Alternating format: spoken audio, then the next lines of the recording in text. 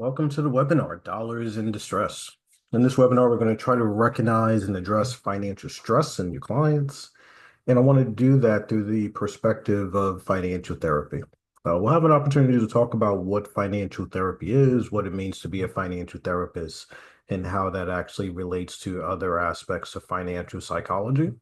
But I'm glad that you're able to join us today and go into this very important conversation. Let me introduce myself. My name is Dr. George M. Blount. I am the founder and CEO of Balance Financial, which is a financial therapy and financial wellness firm that I started in 2018 after more than 20 years in wealth management. I did everything from financial advising, financial planning, mutual fund sales, as well as spending the latter 15 years of my career in the retirement plan management space, developing defined contribution 401(k) plans, and also defined benefit plans, managing that aspect. In 2018, when I left, I went to pursue some of my higher education aspirations, and so I obtained my doctorate and became an adjunct lecturer, and I teach now at Tufts University and Endicott College. I am a financial therapist, so I help people with their emotional relationship with money. And then also from more of a business standpoint, I am a behavioral economist, which I look at the microeconomic factors in our economy through the lens of human behavior and decision making. And if you want to have my contact information, you can simply look at that QR code with the HI in the middle, and that will give you my email, phone number, links to my websites, and happy to have any future conversations with you. But today, we're going to break this conversation down into three parts. The first part is really about financial therapy.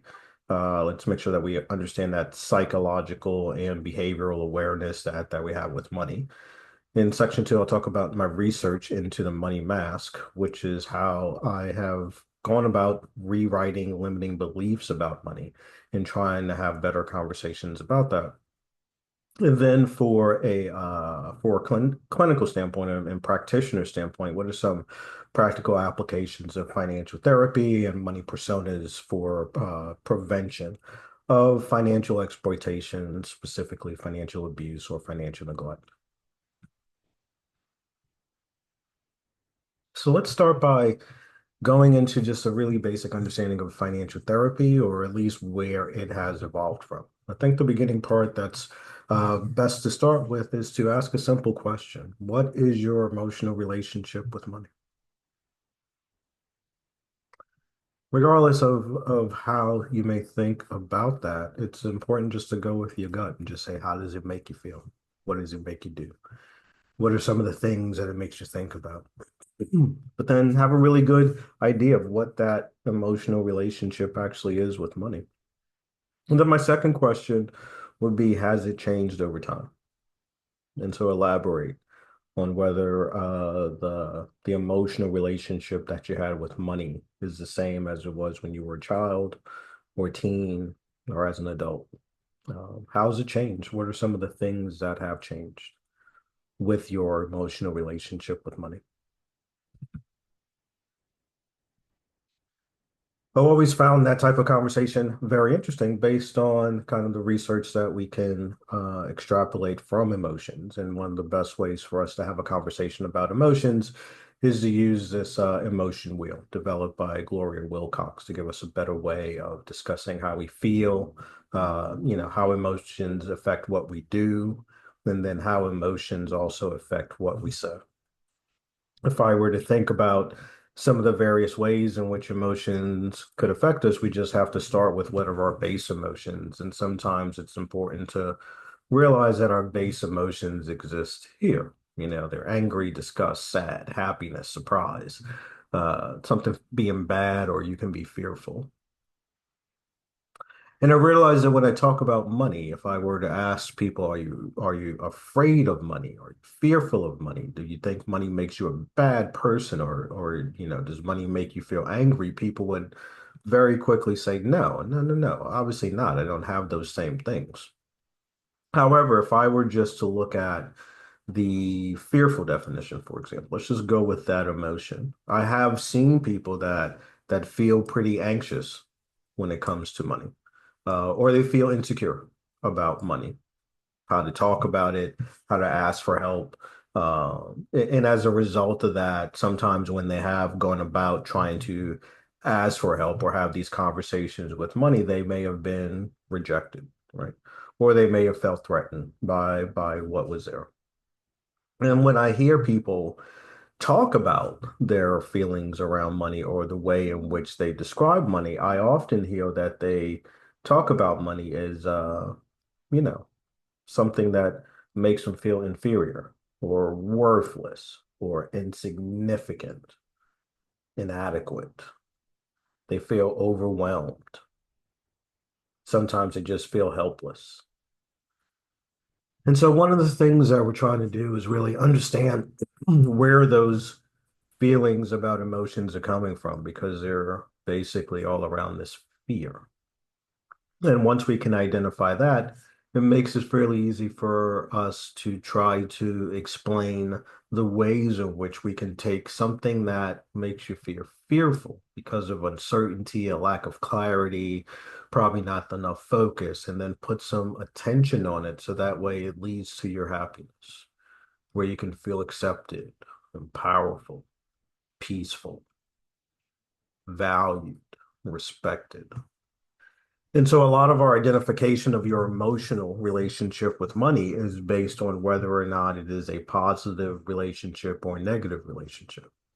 And if it's a positive relationship, how do we make you aware of that? How do we make you aware of the behaviors and the words that you're using to describe this positive relationship with money? But then also if it's negative, how do we bring that to your awareness? How do we make sure you are aware of the actions, the behaviors, the words that you're using that may be centered around negative emotions? In addition to our emotions, there's also the ways in which we just take regular information and interpret them, and that's our, cognitive biases, some of the things that we really don't have a good information on, or we're being asked to make information quickly, and so our brain just kicks in. And so we've recognized that there are tons of cognitive biases that exist, and they primarily exist in situations or environments. When we should remember something, but it doesn't have that impact of nowness, like it was relevant when we had to take the test, but it's not relevant now when we have to use it. When there's too much information, probably information overload, you can't really figure out what's going on. When we don't have enough meaning or contextual information, we seem to use our cognitive biases. And then when we need to act really fast, right? And so I just position that in the realm of money. Oftentimes, when we talk about money, we are mentioning things that, we should remember. Maybe we heard about them a long time ago, but now it's relevant. Too much information where it's just not contextual. It just doesn't seem to make sense. It just feels like there's a lot of words that I don't understand. No context, not enough meaning. I don't understand what being rich is like. I only understand what being poor. And I'm not quite sure. I'm not quite sure how to get rid of that broke mindset. And for the most part, when we ask people to make financial decisions, we're asking them to make them pretty quick. You go in to buy a car. Come on, let's buy this car today. When we go in to buy a mortgage, or, let's go with this mortgage. Let's go with this rate. Let's do this right now. When you're ready to contribute to your retirement plan, hey, you have 30 days to look over this information and get this information back in as soon as you start, as well as learning your job and everything else. And so when it comes to financial information, in addition to the emotional aspects that we have to deal with, there's also the cognitive biases that we have to deal with. And that doesn't even start to take into account some of the cultural nuance that we have in money, the relationship with money, how people think about money in terms of their overall health and what it means to their overall family. For example, this term cultural dexterity, which was introduced by uh, two scholars, Berger and Berger, make it pretty simple to articulate that the way in which we look at culture has a couple of different spheres. We can look at it from just pure identity and kind of a primary things. And I think what's interesting to point out here is that this is only what you can see with your eyes, right? So only with your eyes can you be able to determine, gender, ethnicity, race, maybe age to some degree. And so it's very much biased towards that. But what comes to greater attention and greater awareness is that the majority of the things that we're looking for in terms of our ability to really be happy in a cultural standpoint are going to be more so centered around our secondary, right? Where we live, our level of education, relationship status, right? Some of it may be organizational, where we work and kind of what we have as a role or what our work experience is, or maybe what our management status is. But then there's also these cultural aspects, which is, my body language, power and authority views, individual or team kind of aspects, how I view my personal space. And a lot of this information only happens with conversation, understanding, engagement, empathy. And so what we know is that oftentimes, if you don't allow yourself to at least move forward to some degree, you don't really have that opportunity to take advantage of what is or what could be. Really good conversations if you only go off of what we see in this part with our eyes. We miss out on everything that's here.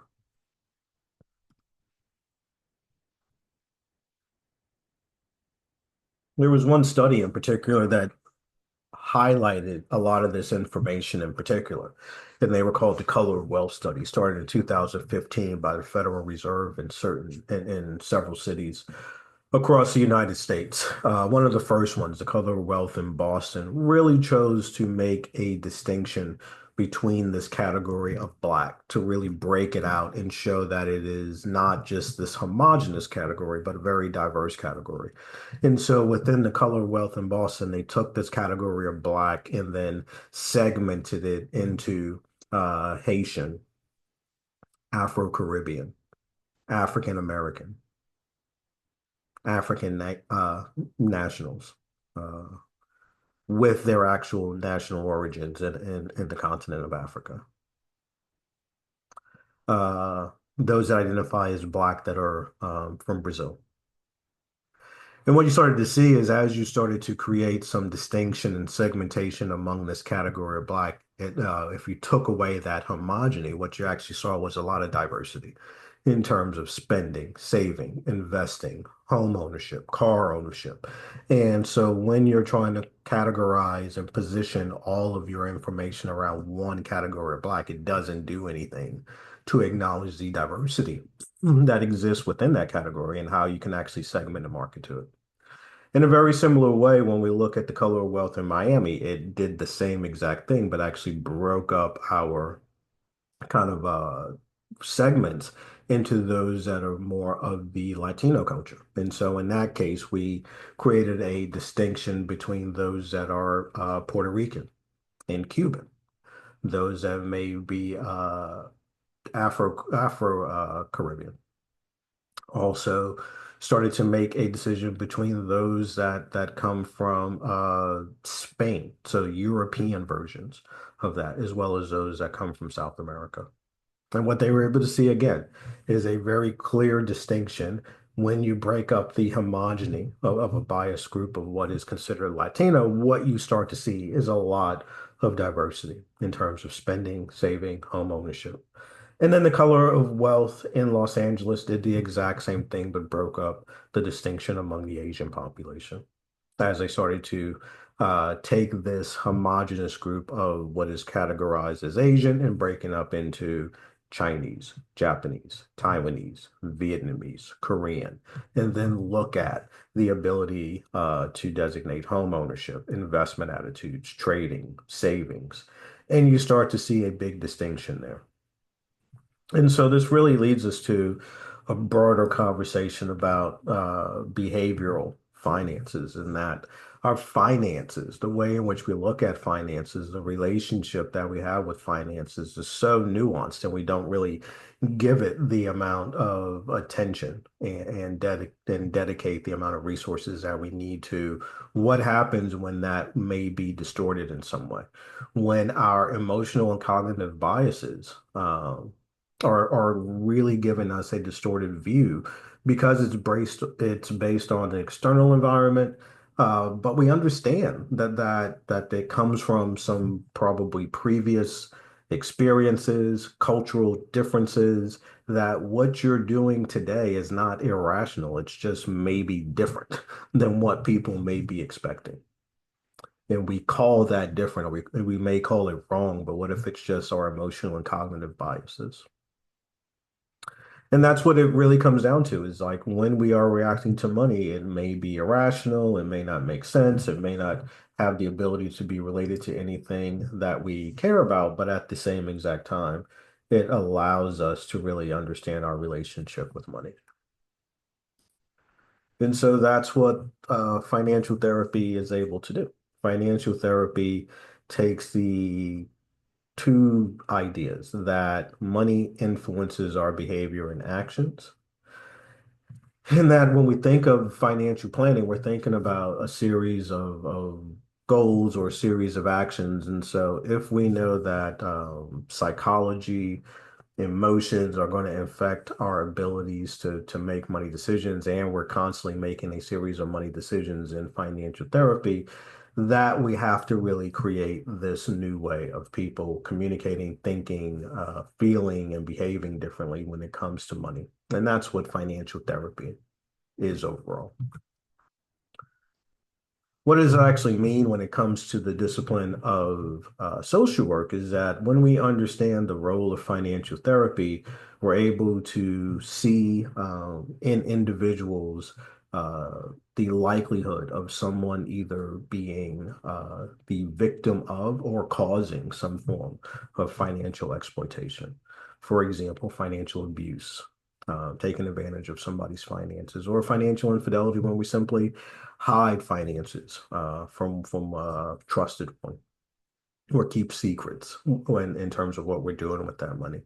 Or we become susceptible to financial scams, or we're such a good person that we all of a sudden may want to believe people, and we have an overly empathetic disposition that causes us to be more susceptible to financial scams.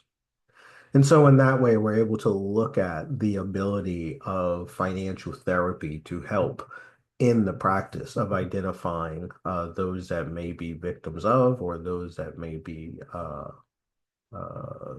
portraying or using or creating some of the attitudes and elements that may exist within financial exploitation.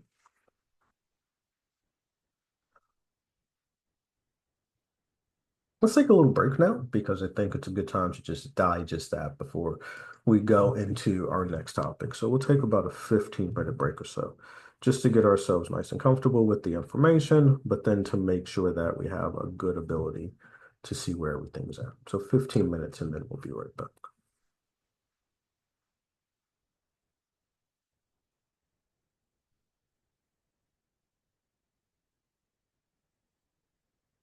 Yeah, welcome back.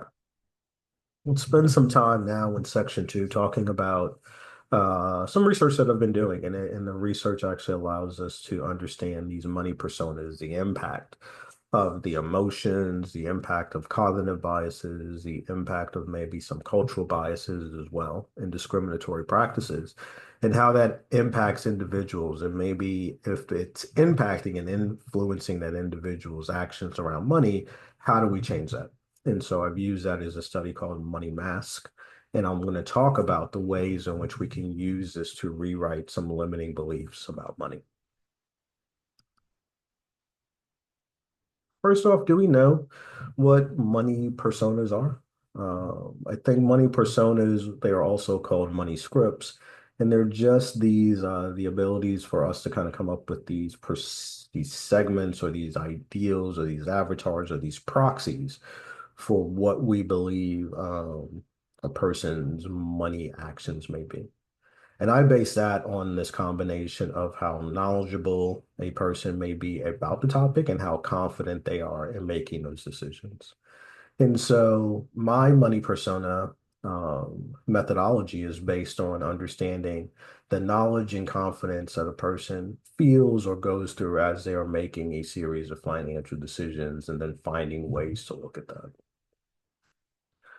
Why would I do that? Because the money personas are basically these archetypes. And I like to think of the archetypes in the way we think of it in more of a writing or literature format, is that it's based on storytelling, characters. And sometimes we can actually see characters and see representations in movies and stories. And so we know what a hero is and we know what a villain is. And so money and its money personas have the ability to develop certain archetypes. And when we look at that combination of knowledge and confidence, one of the things that we're able to do is start to develop a certain archetype that exists within that matrix of knowledge and confidence of financial decisions. So what I'm proposing is that these money archetypes are personas that represent a simple pattern of financial behavior, a pattern that allows us to see whether or not there is a high likelihood or low likelihood that financial decision making may be inhibited. It also allows us to see where that may have come from and how we can actually help that out so that way it moves people into better situations. More than anything else, it's just a representation of traits and values and motivations, and we put them together in ways that allow us to help out. And if you're looking for more information on money archetypes, money personas, and money scripts, one of the things that I would recommend is looking at the research that has been conducted on the concept of money scripts, which is something that is used commonly in financial therapy, developed by Dr. Brad Klontz, and we have the URL for that research below. But in my research, I've just broken these two groups down, knowledge and confidence, and then created money personas, and in this case, a money mask. I use the Venetian mask because I think it's a really good analogy. These are, masks that cost several $100s made out of porcelain, and they're used for things like carnival and very parties, but just to be at a very high and affluent event, but still pay a lot of money to mask your appearance. And I just like the way in which we can then use that and bring it into money conversations, and that sometimes we put this money mask on to illustrate the type of person we are or hope to be, when in reality, the person behind the mask is very different. And so I've broken these into, like I said, a matrix of segments between those that may have confidence and knowledge, and we just put them on degrees of low or high. So for example, we have a low knowledge, high confidence, low knowledge, low confidence, high knowledge, high confidence, and a high knowledge, low confidence. What I'm able to do then is try to give an idea of what some of these personas will be like when it comes to our ability to recognize and understand the ways in which money decisions, emotion, or cognitive biases may impact some of those money decisions. And so let me go through and explain each of these and try to give a fairly good understanding of where they come from, just in very generic terms. So I'd start with the innocent, kind of, one that we would see down on the probably the low confidence and the low knowledge side, but they're basically just looking to build this up over time. I like to look at the innocent, and I'll use a movie analogy, something like Harry Potter, for example. Harry Potter and that series of books or movies went through around 6 movies or so. But when we were first introduced to Harry Potter as just this little kid who was told you were going to be the great wizard and do all these powerful things, really just did not believe it. Not me. I'm not prepared. I don't even know anything about this. It was kind of the entire arc of the first movie. But by the sixth movie, Harry was very confident in what he had to do. He knew who his enemies were. He knew who his friends were. He knew what his support system was. He knew what he had to do, and he's very confident and sure that he could do it. But it took a process. It takes a process. It takes a journey. And so the innocent is simply someone that needs to go through their journey, their process. And they still have a lack of knowledge and confidence, but it's in them. And we just have to find a way to bring it out of you. The caregiver is someone that I would say falls into this category of where we would say they are highly knowledgeable and highly confident, but in a different kind of way, right? Their knowledge doesn't come from your traditional textbooks of financial education. More so, they come from familiar experiences, relationships, what they see on TV or kind of what they desire. And so some of these people may have a certain degree of prudence or kind of control when it comes to their finances. Very good savers, have a very good kind of system. That system works for them, may not work for other people. And so what we end up seeing is a great system and people can identify it. They end up becoming kind of the go-to person in the family or in the groups that has their stuff together and you can go to them to borrow money or help out. And they will do it because they like to do that for people. But one of the things that will start to happen if we're not careful with this persona is that they'll start to feel like they've been taken advantage of and then they deprive themselves. They don't necessarily have that opportunity to go and get their own happiness. And so as a result of that, it may be very difficult for us to move through and actually find your own happiness because you're spending so much time depriving yourself of happiness to give it to other people. And when that's not reciprocated, it just ends up leading to regret. And that cycle is really hard to get out of. So we try to make sure that this person sees themselves as having that ability to not only help people in the present, but also help themselves. And so that way they don't deprive themselves overall and get to fulfill some of their own dreams, goals, and ambitions. One of the areas that we may see is someone that's a little bit more of a chameleon, and I'll call that the jester. They exist in this place where they are highly knowledgeable, but they probably just don't have the confidence to move yet. And we just simply have to allow them to find their natural space. I see this persona as one of those individuals that may either be like the millionaire next door, where they probably come from some high socioeconomic class, but they don't really want to show their wealth. And maybe they don't feel the same way about wealth as others do. And so therefore they try to mute it or dilute it a little bit.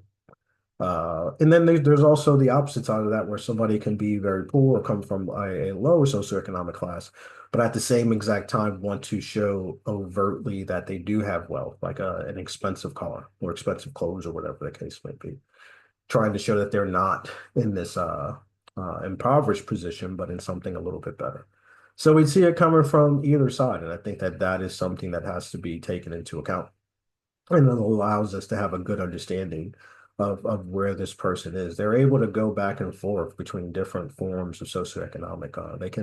They can ebb and flow, but it really is important for them to find their own space. So it's a good place to be in terms of your ability to kind of go between different socioeconomic classes, but finding their own place is really where the goal of this money persona is.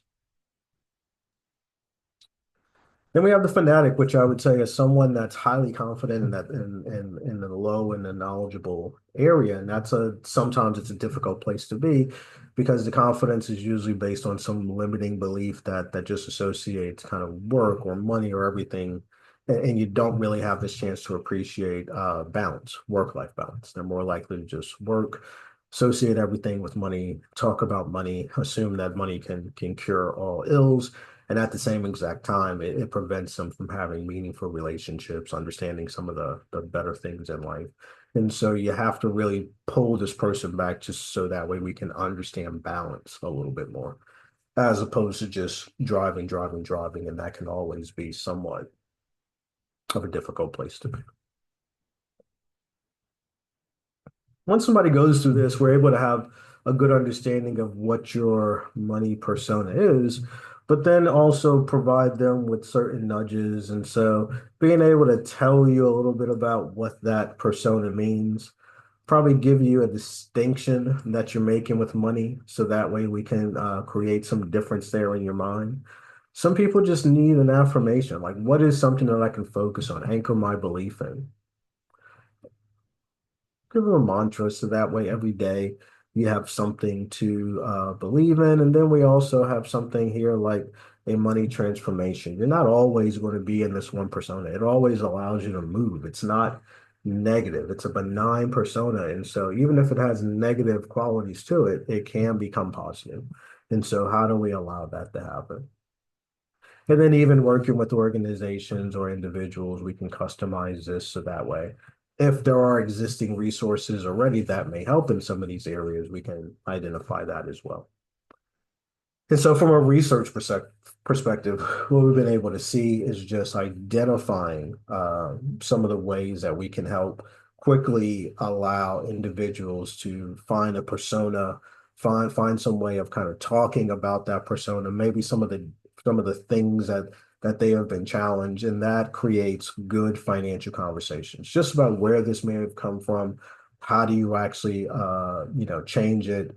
Is it static, or is it something that's flexible? And so there is this great opportunity to delve deeper into the conversations. I think it's also important to note that this is extremely important in the social worker realm just because of the nature of conversations that you're having. You're having some of the most detailed and empathetic conversations that you can have with people about things that are very close to them. And sometimes you may even stop a little bit when it comes to finances or money because that's not something that you feel strongly in, but it can have this big impact. Two, in particular, when we think of the personas and how they actually seem to rely, one is this emotional tagging. And so we need to understand like how a person understands money. So for example, if you were to just work and earn your money, there's a certain amount of a belief, an emotional tag that you put into it.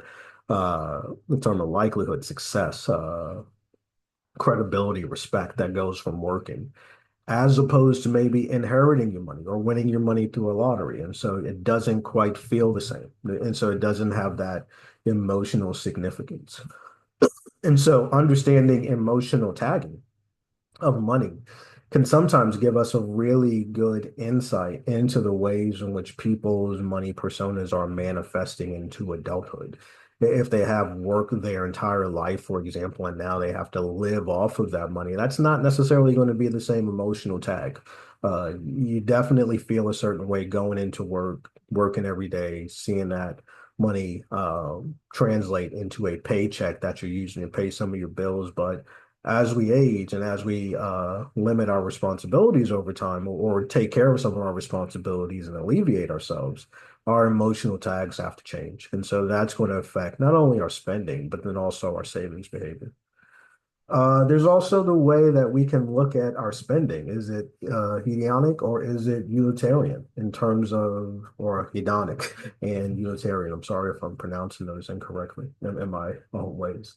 But again, is it more something that we do with pleasure or is it practical? Like, is this something that I'm doing for vacation or enjoying, or I'm trying to have a better life? And so I've lived that whole life and now I get to enjoy it. Or is it just still more practical? Um, and so that's where we start to see some differences in people where, if you feel like, wow, I can only have this hedonic version of kind of spending if it comes from a lottery or inheritance, but I can't do that when it comes to the money that I earn because that has to have some type of practical application. That can be really different. And so understanding how we can break those things up is definitely helpful. And if you just want to understand more about emotional accounting, for example, we have I can give you this reference, which is emotional accounting, how feelings about money influence consumer choice, and that's by McGraw and Levy. Okay, great. Again, just want to take some time for a little break. So let's spend about 15 minutes or so just having an opportunity to reflect back on and go back through some of these and see if you have any questions before we continue forward.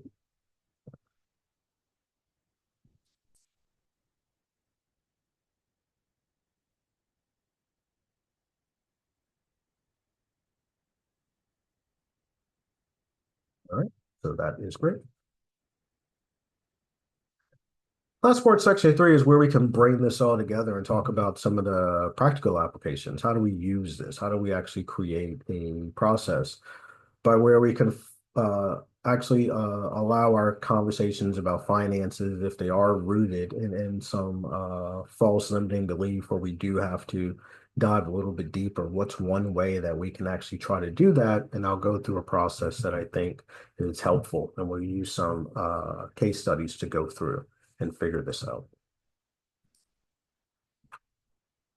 One thing I'd like to introduce is what's called just a self-worth process, which I use to allow individuals to really get to that place where they understand their own happiness. How do we figure out what's keeping us from moving forward and then just move completely towards it? And it has a few steps, but I'll identify the steps here, and then we'll use a couple of examples to figure out how we can apply these steps. So the first one is we have to identify the starting point. Where is this feeling about money coming from? Where's this limitation? Where's this barrier coming from? Like, we have to find it, and it's usually going to take some discovery. And so one of the things that we're going to have to do is we're going to have to figure out what makes us happy. Right? We're going to have to discover that happiness, because on the pathway to discovering our happiness, we're going to try to figure out what's keeping us from being happy. More than likely that's going to connect something from the past to the present. And so it's going to allow us to take that next logical step to say, this is what I think kind of happened in the past that's causing this to happen in today. And as a result of that, it may have created some limiting beliefs, and we're going to have to challenge them. And I see that a lot with finance, for example. Hey, you may have learned this from your uncle or your grandfather or your grandmother, but in reality, here's a better way for you to do something just for you, with more resources, with less risk, for example.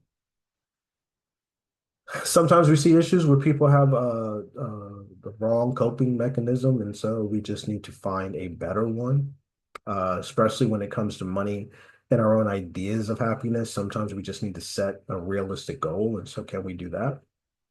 And then there's too much financial education to uncover and to be a part of, and so how do we tailor your financial education so that way it actually just makes sense for you? So now let me just use a couple of examples of, I've worked with people, organizations. I've seen a couple of instances that I want to bring to your attention. And so sometimes it allows us to have a good context for how some of these things manifest. One of the things I'll see is reluctance. And so, for example, I had a 55-year-old male immigrant who witnessed his family losing all of their savings during a banking crisis in their home country. They had entrusted their money to a bank, thought that bank would keep everything safe, but it didn't. And unfortunately, they left with nothing. So there's obviously some trauma there. There's this feeling of betrayal and the sudden loss of everything that's instilled this deep sense of entrust and like institutions, investment vehicles, like none of that stuff helped. And so how do we get to change your mind about that?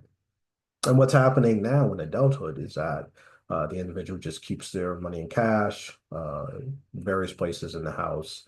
And as a result of that, they're not able to earn any interest. And so as things around them just become more expensive just because of this, they're not able to achieve some of their wealth goals. And so trying to fix this would lead to not only some financial health, but also allows us to tackle something that happened in the past.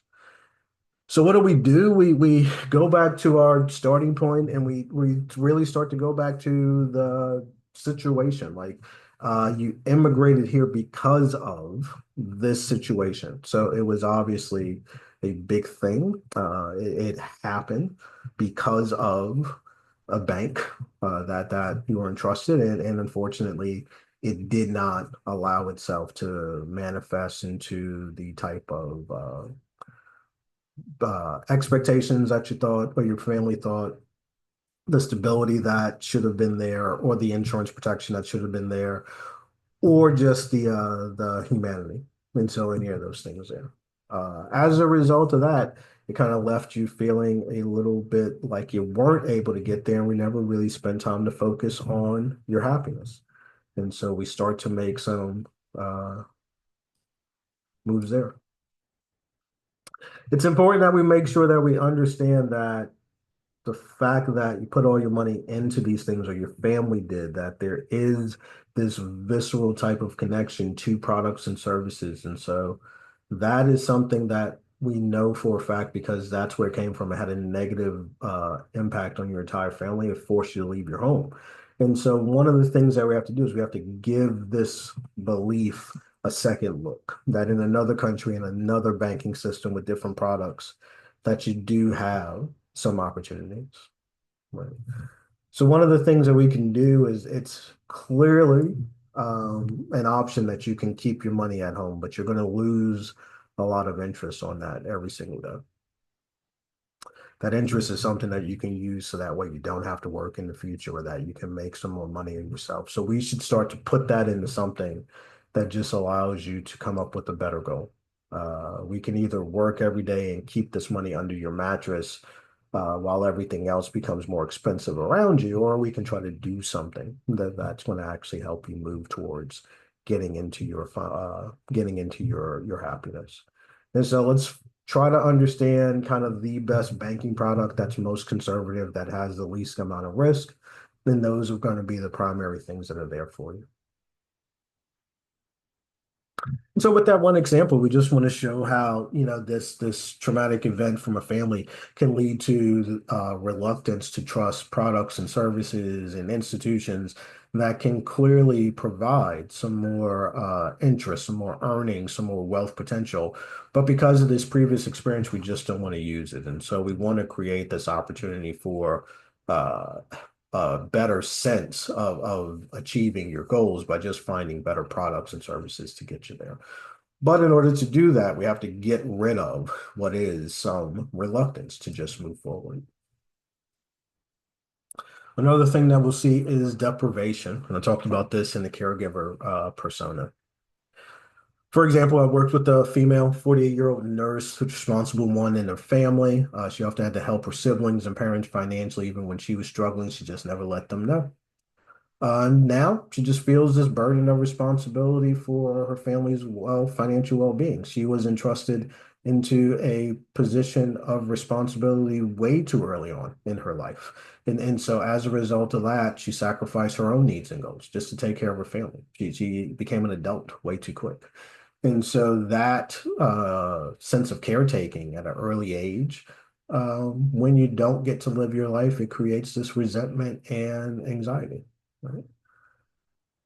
One of the things that happens now is she just lends her money and she knows that she won't get paid. She doesn't like avoid that and do things for herself instead. So there is this need to just try to come up with some way to stop the faucet, right? Create these boundaries that allow her to go back and find her happiness and to find some of her goals.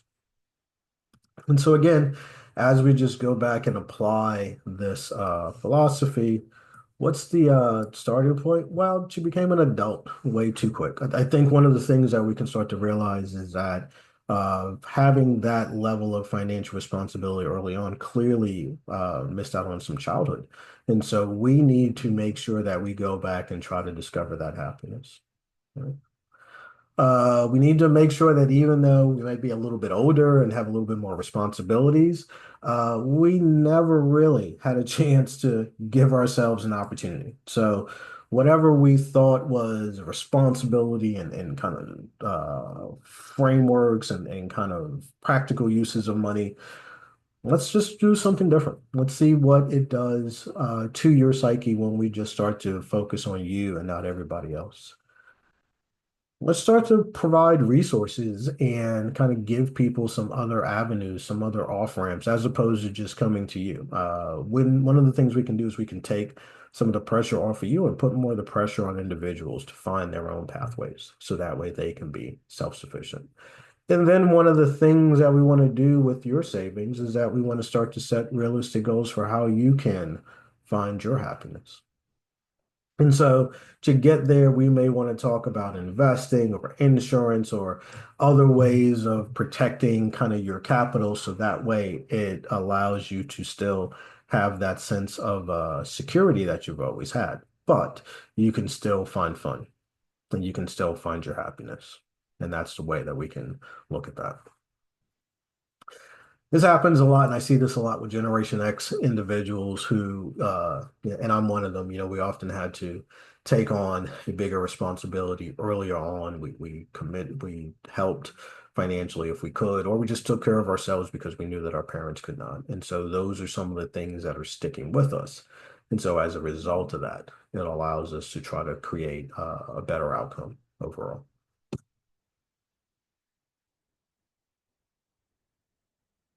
Retail therapy is a common one. And so I remember I had a 32-year-old female, was a teacher, grew up in a household where money was always tight, didn't really get gifts or had a chance to do any of the extracurricular activities, soccer, volleyball, softball, whatever the case may be. And so throughout her life, just felt that she never had a lifelong feeling of deprivation, excluded because I was poor or didn't have an opportunity to. And so now that there is an opportunity, now that there is money, now that there is not the same level of barriers that there may have been before, there is a lot of overspending on clothing, cosmetics, entertainment, going out to eat, whatever the case may be. Whenever I'm feeling bad and I can't do something, I want to be able to do everything and spend everything, and that creates a real problem when it comes to our finances. And so if we were to go to the system and look at this retail therapy, what do we know? What's the starting point? Well, we can look at just that early childhood and not being able to have any of those things, these extracurricular activities, kids not being able to, like, we just have to know that that hurts. Even as a kid, we understand it. When we're parents, we understand it. We understand the economics of it, but we also have to understand the kids and kind of what that does to their psyche. And so there is a lifetime, what seems like a lifetime, of just all the things that are getting in the way of your happiness. And so we have to figure out ways to go back and say, no, let's try to make sure you understand what makes you happy. If you wanted to play this sport, like, let's play it, let's watch it, let's go to a game, let's do whatever the case may be. But you clearly wanted to get into this, so let's do it. That was something that you deprived yourself of before, but let's break that cycle right now. That's going to help us connect to some of these past things. Like, you were deprived, but let's see if you can find your happiness there. You didn't have an opportunity to do it then, but you can do it now, or you can do something very similar. And so, how do we find ways to actually allow you to seek out your happiness? And it's not based on taking over for things that happened in the past. We have to challenge some of those limiting beliefs, like that money and spending and spending to excess is going to make you happy, because that's not it. It's just taking up for something that happened in your childhood. So let's find the proper coping mechanism, right? Instead of going shopping or going out eating, like maybe you want to do the softball team after work or something like that, right? One of the things that we could do is then set some realistic goals for the money that we're saving instead of spending on some of these things. And so instead of the abundant spending every day, maybe we can save up and do something really good, a good trip to really take care of yourself. And so there are ways that we can come up with accounts that allow you to maximize the amount of capital and appreciation that you can make on your capital, but then also where you can get some dividends so you can pay yourself and take some time off and enjoy yourself. And so finding out the ways in which finances can be a beneficial tool to you can also help out a lot of other people.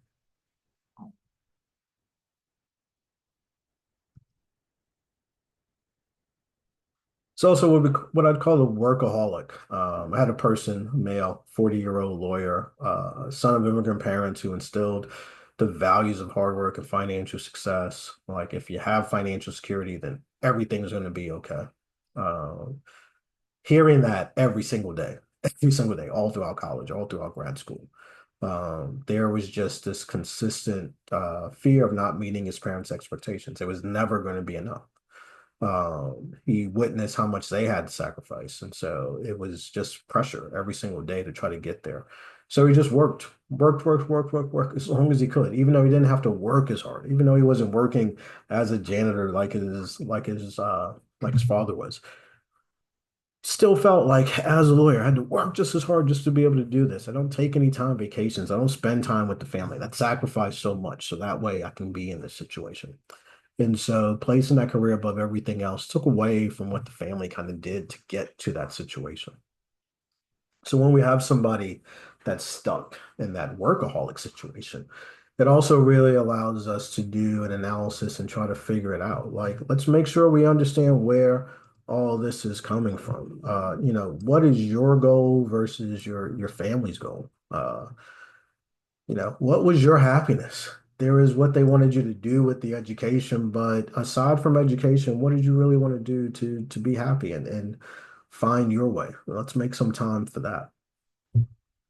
While it is true that there was some sacrifice in there, they didn't sacrifice so that way you could sacrifice as well, right? They sacrificed so you could have a better life. And now that you have a better life, what are you doing with that better life? Sacrificing more for what? And so we have to challenge at least some of those limiting beliefs and we have to find a better way, right? Because they worked hard and sacrificed so that way you didn't have to. And so now we just have to come up with something better just for you, right? So let's set these realistic goals that allow you to be able to determine what success looks like. And then because of the income that you have and the sophistication that you have, maybe we can do some investments or options or things that allow you to really increase your wealth fairly quickly so that way you can spend more time and enjoy with your family. So that is going to be another aspect as well. Hope that helps. And just providing a couple of different examples of ways that you can take this into your practice and then extrapolate ways to solutions. Another thing that I like to do is what I just call the hierarchy of needs audit. So a self-worth audit. And we pretty much go through Maslow's hierarchy of needs, understanding that individuals require that physiological safety, love and belonging, esteem, and self-actualization to move forward. And then we just simply go through this process of trying to ensure that it exists. So when it comes to physiological, like are you eating? Are you sleeping? Are you doing what you can? Or is work preventing you from doing any of that? Right? If that's what's happening, then maybe we need to find a different job. Maybe we need to see different ways of creating extra income.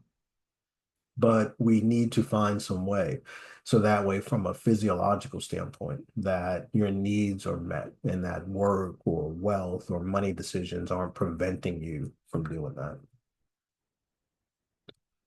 And then try to associate safety more so with our ability to just have some security in safety in our homes or our transportation because that's where we get our earnings and that's where we relax. And so what's your housing situation? Is it okay for your mental well-being? Does it allow you to kind of do the things that you want to do in life and then experience the type of lifestyle that you want to? If not, what are some of the things that we need to do to try to change that, to make that reality into something different?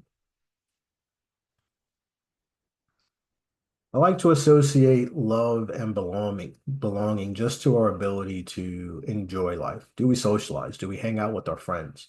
Or do we even have the ability to talk about money so that way we can have real conversations or authentic conversations when we're not able to hang out or we're not able to do these things. And so it makes it equally important for us to not only find a way to take advantage of conversations, but then also the people that allow us to be authentic and be our true selves. If we do all that, we're able to just recognize ourselves, the achievements, we build confidence, we know that we're able to do these things. And if we're not able to see the success in ourselves, it's usually because we don't have that love and belonging or the safety or the physiological support that we need. And so making sure that we're able to retain some of our earnings and preserve our capital and seek out equity in ourselves and improvement, those are all the things that are going to make it good in the long run for an individual to achieve their full self-worth, which we can say is self-actualization. And so that actually helps out as much. It gives us our ability to reach our potential. Entrepreneurship becomes another opportunity here, and you realize that you are a solution for something. And so it allows you to move forward. I'm often asked also, like, how can we do this with children? Because it can be somewhat difficult, and some of these concepts are very complicated. And so when it comes to trying to understand self-worth from children and teens, I like to just make the association between our dreams and goals and ambitions. Knowing that our dreams are pretty fluid and they allow us to kind of have context of what we want, and they're very abstract in nature. They change over time. And so if we continue to chase our dreams are going to mature as we mature, and they're going to become a little bit more relevant to where we are presently, as opposed to where we were in the past or where we are in the future. We then use goals to allow ourselves to achieve our dreams. And so we take this abstract element of a dream, and then we put some real certainty from goals and a process and some iterative steps there. And that's going to help us achieve our dreams. And then the last part is ambition. Why are we doing it? So make sure that it's anchored to a belief, grounded into something, because we can either be like, we're doing this for happiness, we're doing this to be the best entrepreneur, or we're doing this to be the best financial therapist. Any of those things allow you to have this anchor, this umbilical cord to your dreams and goals. And so when we talk about self-worth for children and teens, it's important to just make this relationship between dreams, goals, and ambitions. So again, this role of financial therapy, we want to address the emotional relationship with money and financial planning, but know that it often hurts people to talk about money. And so therefore it hurts to kind of move forward and get to a place where we can plan into our natural self. And so one of the things that we hope for is just having better overall conversations using financial psychology and embracing it. Just make sure people understand habits and beliefs that have to deal with money, trauma that has to deal with money, to make sure that it doesn't stop conversations, but that it keeps it moving forward. And that overall, we just continue to advocate for self-worth, like your best self, your best outcome, your best interest is what we're looking for in financial decisions. And so how do we go about making that into something that is pretty sustainable? Right? And so we just want to create this message of self-worth. We want to empower individuals for a better future. We want to make sure that what we see and kind of what we observe, that we give people this ability to just go back to their own abilities to dream like a kid, and then satisfy those dreams through goals and ambitions, and then build worth on top of it. But that to know that net worth is simply an equation, and that if you don't have self-worth, you can't really build your net worth. And so the way in which we can create this better future is by prioritizing the notion that self-worth is greater than net worth. And as a result of that, it will allow us to move people beyond. So I want to thank you for all of your time and attention today. And more so, if you want to keep in touch, here again is my contact information. And thank you so much for your time today. We'll look forward to working with you in the future.